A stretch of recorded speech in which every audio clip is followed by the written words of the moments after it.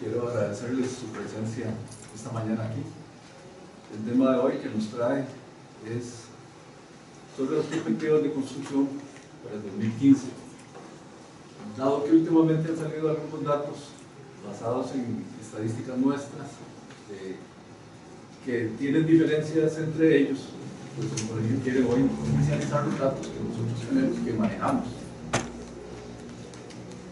En cuanto a la construcción, pues esperamos para este año 2015 que tanto la construcción como el desarrollo de proyectos de infraestructura, de transporte, los cuales ya tienen financiamiento, así como por medio de una legislación que está aprobada y otra que se iniciaría su trámite en la Asamblea Legislativa en estos meses, pues logremos que esto impulse el desarrollo del país para el 2015.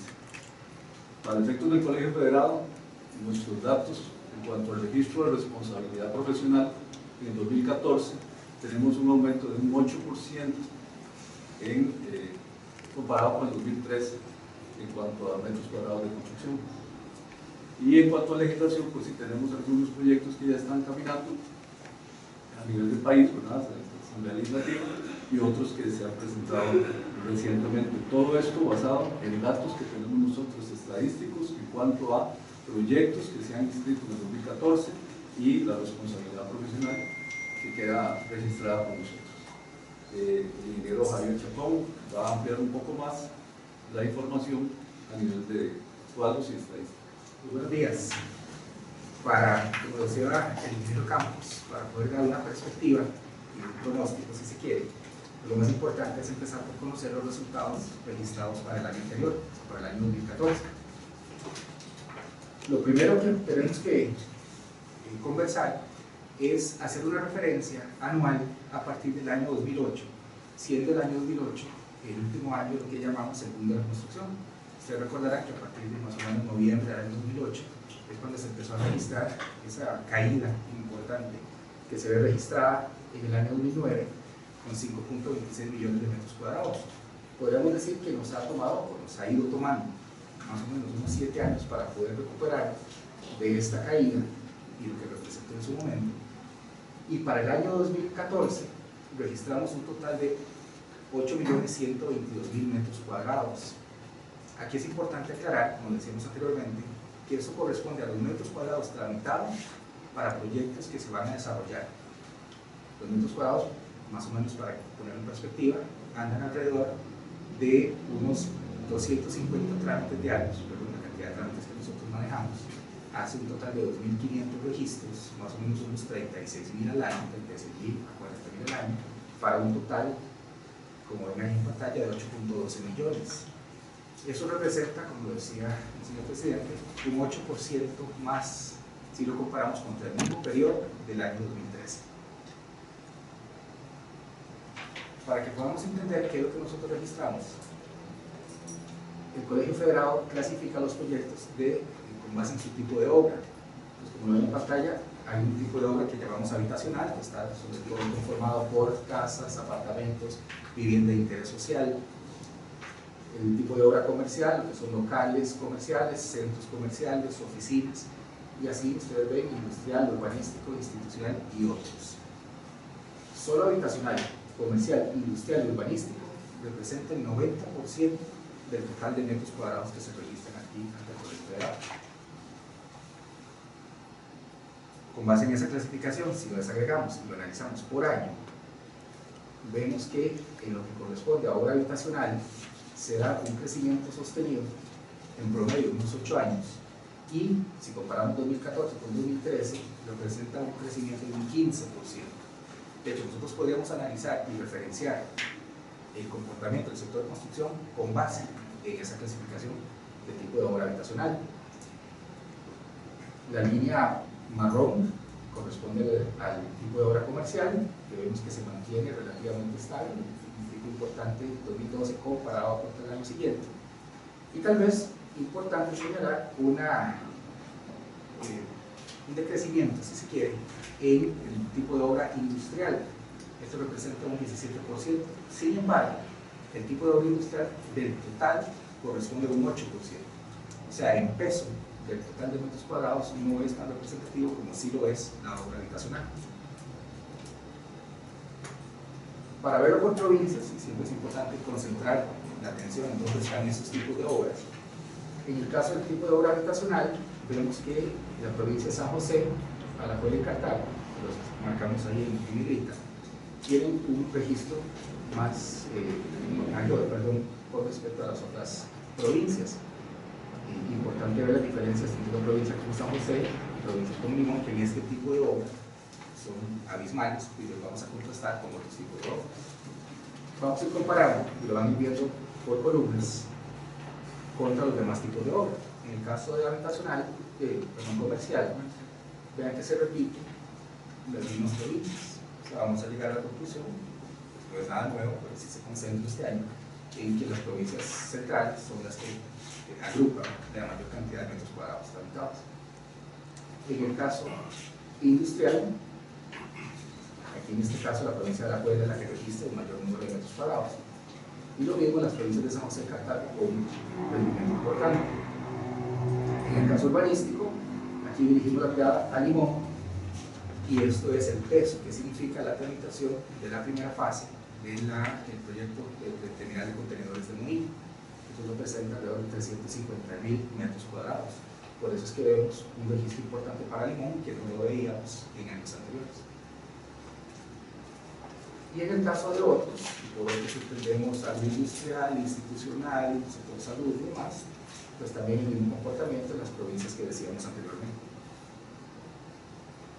Si lo queremos ver en la perspectiva nacional, vemos que las provincias del área metropolitana son las que concentran, como decíamos, la mayor cantidad de metros cuadrados afectados, y provincias costeras, que son las que siempre están deprimidas, sobre todo en los tipos de obra, que en las otras sí se ve, caso habitacional, comercial.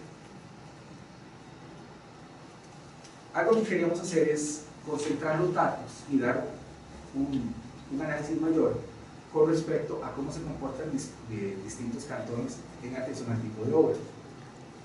Cuando hacemos un análisis por cantón, si cogiéramos el total de metros cuadrados para ese cantón, o sea, de cada 100 metros cuadrados, en el caso del cantón de Dota, 99 metros de esos 100 son solo obra habitacional. ¿Qué quiere decir esto? Que en esos 5 cantones que ven en pantalla, Dota, Jiménez, San Pablo, Flores y Barra, la mayor cantidad de obras que se tramitan en esos cantones son habitacionales. No significa que sea donde más habitacional se construye. Hay otros cantones por su dimensión registran más. Pero en cantones como Dota o San Pablo, son cantones en los cuales, por lo que se llama economía reprimida, no hay la construcción con trámites de otros sectores como puede ser comercial, como puede ser industrial.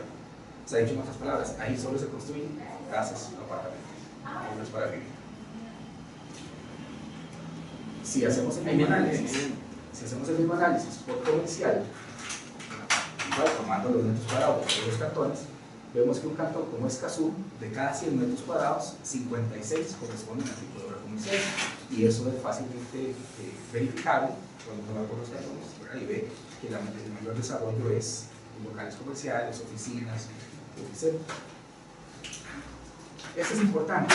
Si analizamos el tipo de obra industrial y veíamos los datos anteriores que corresponden a cantones del área metropolitana, cantones centrales, vemos que en el caso industrial son los cantones de Siquirres, Santo Domingo, Matina, Salcedo y Tilarán los que representan el mayor número de metros cuadrados de este tipo de obra. Repito, de cada 100 metros cuadrados del total de ese cantón, en el caso de Siquirres, 56% corresponden al tipo de obra industrial.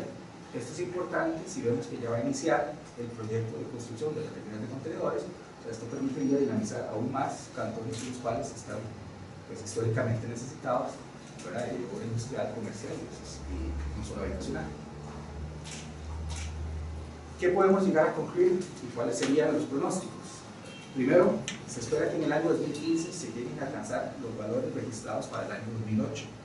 Y ese crecimiento que esperamos, que por los proyectos y que más adelante vamos a comentar, va a ser, consideramos que va a ser no menor a un 10% y no mayor a un 15%. Si se registrara este dato, estaríamos sobrepasando el dato histórico del año 2008 de 8,5 millones de metros cuadrados. Ahora bien, ¿Qué se requiere para lograr este crecimiento? Primero que todo, dinamizar la ejecución de obra pública, pero vamos a ver una serie de proyectos importantes para esto. Asegurar que las políticas de crédito bancario se ajusten a las necesidades. Es bien sabido que la plata está disponible, que el dinero está ahí, pero el acceso al crédito es lo que se tiene que garantizar. Hay líneas de crédito que son muy fáciles de solicitar, y una línea con una vivienda no es tan fácil, siendo la cartera menos numerosa. Y sobre todo la necesidad de la simplificación de trámites, no solo lo que se ha trabajado nosotros como Colegio Federado y el Gobierno Central, sino también aquellos trámites previos, aquello que hace también a nivel sector central como municipal, que la construcción se dure tanto en desarrollar. Gracias. Bueno, básicamente en este momento lo que queremos es, con base en los datos que ya explicó el ingeniero Chacón, todo lo que han sido el resultado del sector de la construcción desde el año 2014 con respecto a años anteriores, ver entonces cuáles son las necesidades que se tienen, qué es lo que se debe de trabajar para poder alcanzar un mayor crecimiento en este año. Quisiera hacer nada más una pequeña aclaración con respecto a los datos anteriores, y es que los datos del colegio, los datos que nosotros damos como de manera oficial, que les estamos presentando a ustedes hoy, son datos completos del registro de metros cuadrados ante el colegio. ¿Qué quiere decir con esto? Que incluyen tanto lo que es obra financiada de manera privada como obra institucional, ¿okay? Porque hay algunos otros datos que se manejan pero que no incluyen la obra institucional, no incluyen la obra pública, y eso es lo que a veces genera alguna confusión y algunas distorsiones. Estos datos incluyen tanto obra pública como obra financiada de carácter privado. ¿Qué necesitamos entonces? Bueno, hay una serie de proyectos de obra pública donde están los recursos y se necesita de una acción efectiva y eficiente del gobierno central para que esto se pueda llevar a cabo. Ya no se puede permitir el país darse el lujo de tener una gran cantidad de recursos y que por problemas de gestión no se puedan ejecutar.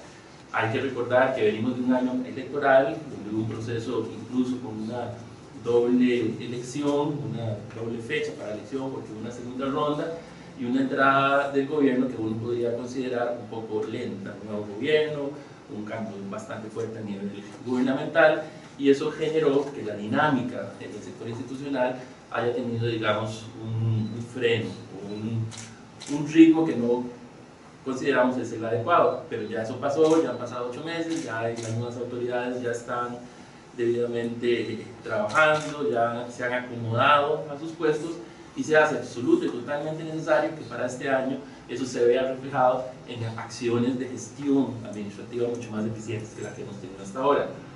¿Qué tenemos por ahí? Bueno, la terminal de contenedores, ya ustedes vieron el efecto, según explicó el ingeniero Chacón, de lo que fue para Limón, el registro de lo que significa para Limón el registro de la primera fase, que se va a empezar a construir, esperaríamos en los próximos días, pero esperaríamos el registro ya de las fases 2 y 3 de esa terminal para este año. En infraestructura vial hay casi $2.000 millones en créditos aprobados que apenas están empezando a ejecutar, que se llevan aproximadamente un 10% de ejecución. Incluso los proyectos que se están generando en este momento de manera importante, como Huerta de Cooper, Chilamato y Cañas Liberia, son proyectos que ya se habían iniciado en la administración anterior, y se hace absolutamente necesario que se inicien proyectos nuevos en esta administración, aunque los vamos a ver más adelante. En infraestructura educativa, varios de los medios que ustedes representan informaron en estos días hay más de $135 millones de nuestro presupuesto, donde también los niveles de ejecución son muy bajos. En infraestructura de aguas, el famoso crédito con los japoneses, donde supuestamente ya se han comprometido $100 millones, pero solo se han ejecutado 10%, que son alrededor de $35 millones, y quedan más de $250 millones que ni siquiera se ha iniciado la ejecución.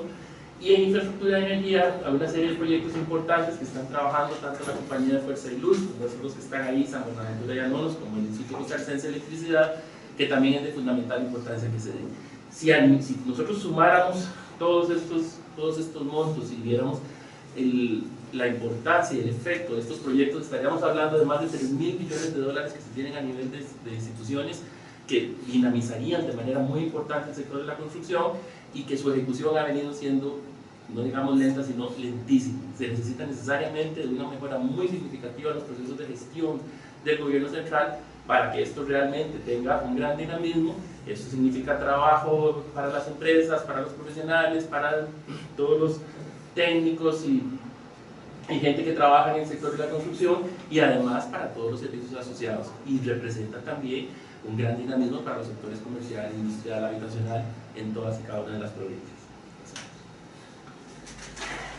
Para que tengamos una idea, en atención a un trabajo que nosotros como colegio hemos hecho con el Grupo Consenso, con la gente de la NAME, de la Cámara de la Construcción, de la Asociación de Carreteras y Caminos, de la Cámara de Consultores, recordamos la importancia de que estos proyectos que están resueltos como prioridades específicos, es un trabajo incluso que se hizo de manera conjunta con el MOB, pero es necesario que estos proyectos se inicien.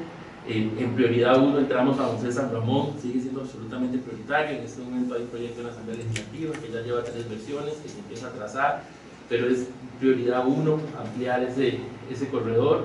La circunvalación norte, que ya como ustedes saben ya se inició el proceso licitatorio, pero desgraciadamente no está completo, no cierra todo el anillo. Como ustedes saben, lo que se está licitando es desde la Uruca hasta la ruta 32, pero hace falta el pedacito, el sector, el conector entre la ruta 32 y la Coca-Cola, que eso todavía ni siquiera se ha licitado y que no estaría completando el anillo de circunvalación. La ruta 32 a Limón, que es prioridad 1, en atención incluso a la necesidad de, al ampliar la terminal de contenedores, es absolutamente necesario la ampliación de la ruta. Con los problemas que han habido con el crédito chino, ustedes recordarán que ni siquiera se ha resuelto todavía el tema de los servicios que pasan por esa ruta, que deben ser reubicados, y que ni siquiera se tiene claro el costo porque no se atienden los anteproyectos correspondientes.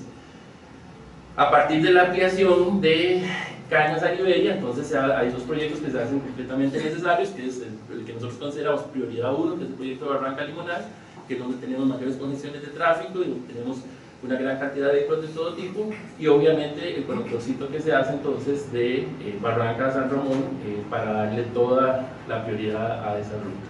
Y algunos otros ya tal vez con un nivel de prioridad menor, pero los ponemos ahí porque son importantes, como los conectores de la carretera San Carlos, que son Bernardo de Tifón y La Abundancia Ciudad Quesada, Limonal Cañas.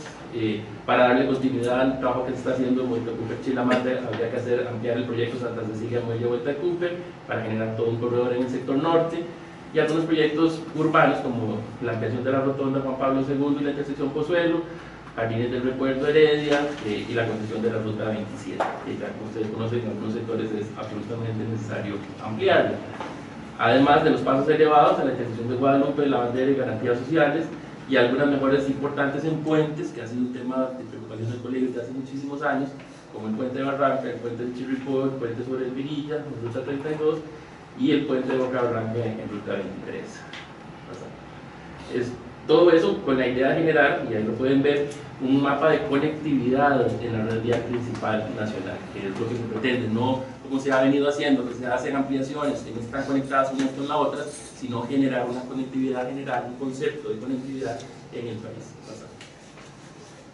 Y utilizando siempre los conceptos que hemos venido hablando desde hace mucho tiempo, como este proyecto, perdón, el concepto de proyecto completo, ¿verdad? El proyecto se debe completar en todas sus fases, una política de Estado de infraestructura que trascienda a los gobiernos de turno, trabajar con proyectos desde el anteproyecto, porque si no se definen los anteproyectos se dan todos los problemas que se han presentado en infraestructura vial que ustedes conocen bien, manejar un portafolio de proyectos para el financiamiento y mejorar la movilidad urbana y comercial.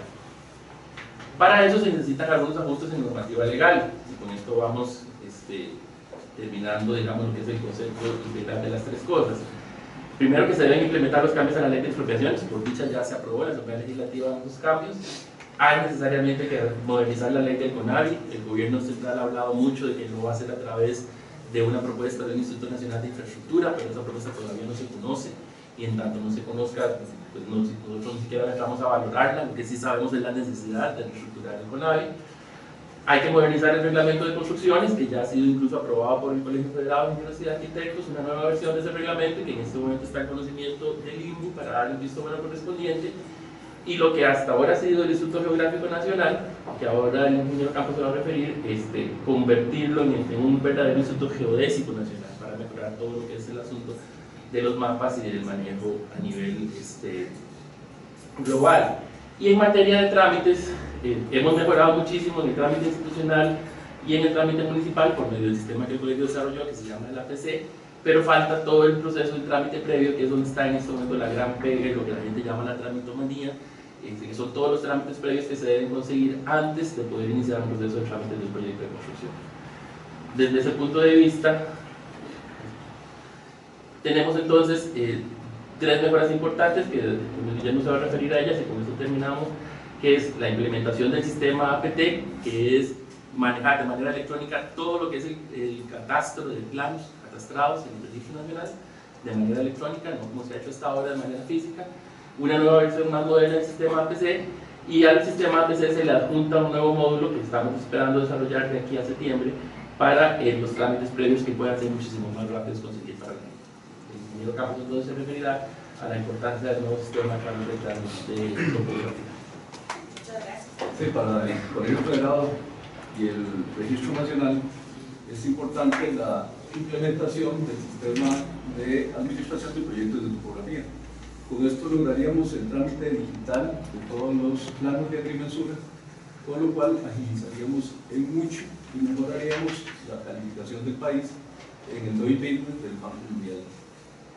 Esperamos para el mes de febrero ya iniciar con una nueva plataforma del sistema APT y que posiblemente para el mes de marzo ya estaríamos utilizándolo como único medio para trámite de planos digitales de agrimensura ante el catastro y el Registro Nacional.